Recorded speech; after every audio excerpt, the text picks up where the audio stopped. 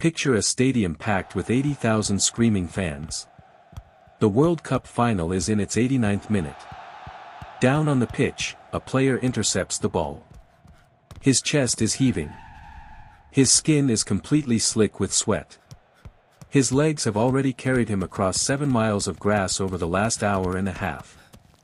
Yet, in a fraction of a second, his brain calculates the trajectory of the ball, the speed of the defenders, and the exact angle of the goal. He sprints, plants his foot, and unleashes a kick with the kinetic energy of a wild animal strike. It is a masterpiece of endurance, physics, and coordination. We look at modern elite athletes and think of them as superhumans, genetic anomalies pushed to the absolute limit by modern science and training. But what if I told you that every single biological mechanism making that incredible athletic performance possible was actually forged in the darkest, most brutal testing ground in the history of the Earth?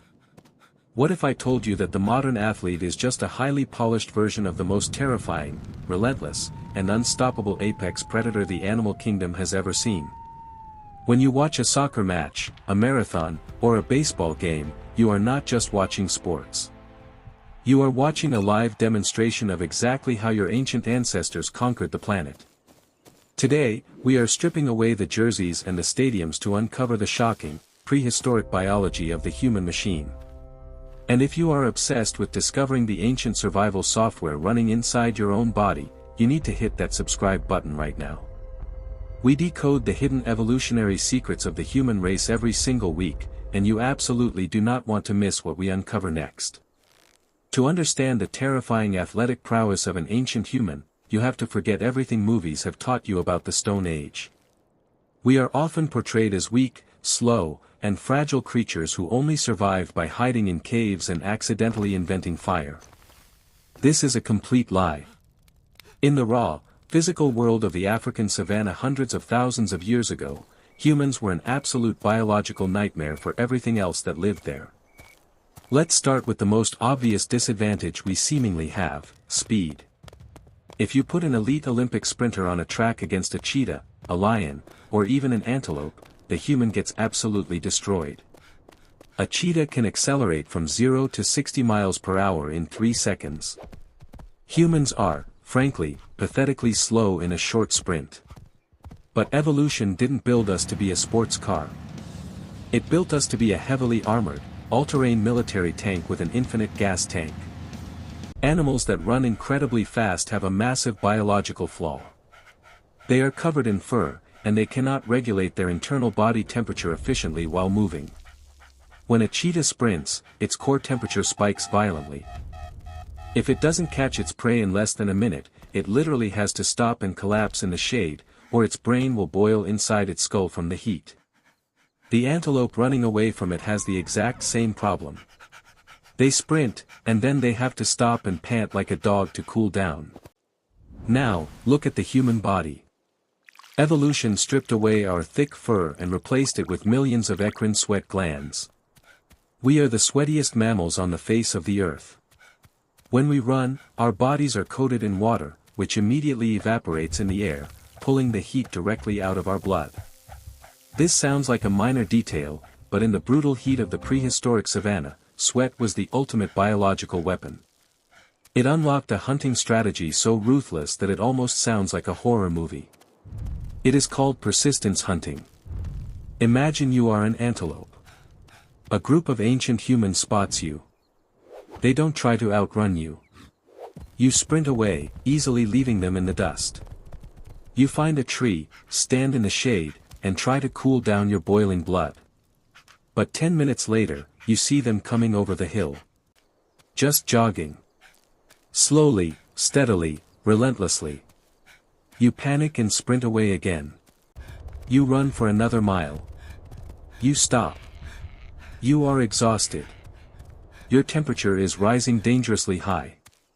But 20 minutes later, here they come again. Never stopping. Never panting. Just pouring sweat and jogging. This process repeats for hours. 5 miles. 10 miles. 15 miles. The humans are communicating, tracking your footprints, and sharing water, operating like a single, unified machine. Finally, in the heat of the midday sun, your animal biology simply breaks. You cannot take another step. You collapse to the ground, completely paralyzed by heat exhaustion. The humans calmly walk up to you, completely fine, and end your life. They did not beat you with speed or strength. They beat you because they simply refuse to stop. Humans are the biological equivalent of the Terminator. We are the ultimate endurance monsters of the natural world. If realizing that your ability to sweat and jog makes you the most terrifying pursuit predator in history is changing the way you see yourself, take a second to hit the subscribe button. Our community is uncovering the brutal, brilliant realities of human evolution every week, and we want you running with us. But endurance is only half of the athletic equation. Let's look at the upper body. Think about a baseball pitcher throwing a fastball at 100 miles per hour, or a soccer goalie launching a ball halfway across the field. No other animal on Earth can do this. A chimpanzee is incredibly strong, easily 4 times stronger than an adult human. But if you give a chimpanzee a rock and ask it to throw it, it looks clumsy. It can barely throw it 20 miles per hour, and it has terrible accuracy. Why are we so different? Because roughly 2 million years ago, the human shoulder underwent a radical, bizarre evolutionary shift. Our shoulders broadened. Our joints rotated outward. Our torsos evolved to twist and store elastic energy like a tightly coiled spring. When you pull your arm back to throw a ball, your ligaments stretch, storing massive amounts of kinetic energy. When you step forward and release, your body acts like a biological catapult, snapping forward with terrifying speed and lethal precision. Evolution did not design the human shoulder to pitch baseballs or throw footballs. It designed the human shoulder to hurl a sharpened wooden spear entirely through the ribcage of a wild beast from 30 yards away. The exact same biomechanics that allow a quarterback to throw a game-winning touchdown are the mechanics that allowed our ancestors to kill mammoths and saber-toothed cats without getting close enough to be ripped to shreds. The baseball, the javelin, the football, these are just modern toys mimicking the ancient tools of human survival. You possess a built-in ballistic weapon system. And then there is the final, most complex parallel between the World Cup athlete and the ancient hunter, the hive mind. When you watch a top-tier soccer team play, you are watching 11 individuals moving as a single, highly coordinated organism. They don't just react to where the ball is, they anticipate where the ball is going to be 10 seconds from now. They use peripheral vision, nonverbal cues, and an incredibly deep understanding of space and geometry to outmaneuver the opposing team. This level of elite teamwork is not something we invented for sports. It is the absolute core of human survival. When our ancestors hunted massive, dangerous game, they could not afford to act as individuals. A single human facing an angry bison is dead. But 10 humans, moving in perfect synchronization, communicating with hand signals, predicting the animal's escape routes, and setting traps in the terrain. That is an unstoppable force.